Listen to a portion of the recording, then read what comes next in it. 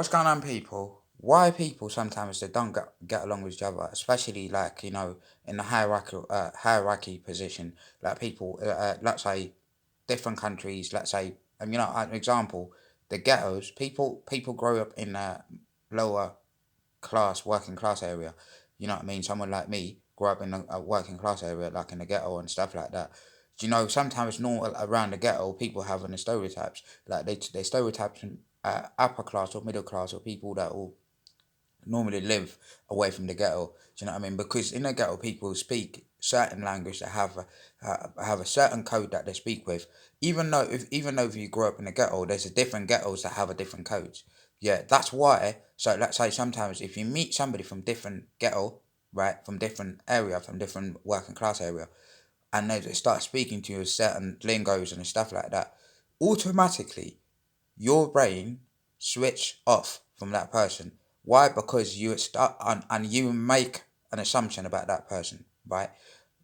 Same thing. If you met somebody, let's say from working class, but no, not working class, somebody from upper class, yeah, that person, like if I'm from the ghetto, not me, but I've seen a lot of people, grow up in a working class area. So automatically, they make an assumption, and they make an assumption, exactly calculated assumption of that person in the in the upper class area, or somebody that in the middle class, because they're gonna think, oh, probably somebody's probably speak very good language. You know what I mean? Speak very formal. Somebody is rich, or maybe he's got a family that's rich, or that owns something, or they work in somebody in banking and stuff like this. Yeah. So and vice versa. If somebody from the ghetto, right, if somebody from upper class area met somebody from the ghetto speaking some certain lingo and stuff like that, so also that person automatically, they will make their judgment according to that. They're gonna say that. That is why a lot of people don't get along with each other. Like uh like certain countries, for example, too. Do you know what I mean? Like linguistically, or when you speak a certain language, if you don't speak English, for example, people come from a different background, come to United Kingdom or America, when they speak, let's say, with certain accent, or they speak with certain like not English, so people automatically, they make an assumption of that person, and they automatically switch off from that person, right? And instead of trying to communicate with people, so that's why. But us people as a human being, we need to recognize that language is just a way to communicate on each other. But you need to understand that a person is actually a human being first, right? Is actually a person first before the language, before anything.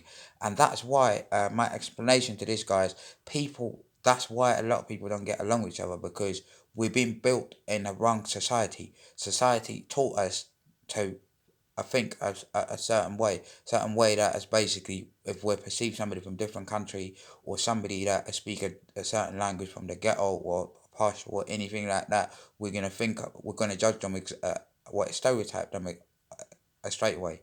That is why, guys, you got to be aware of this situation, and you should not do that. If you don't do that, you would have a perfect world, yeah. And people benefit from this.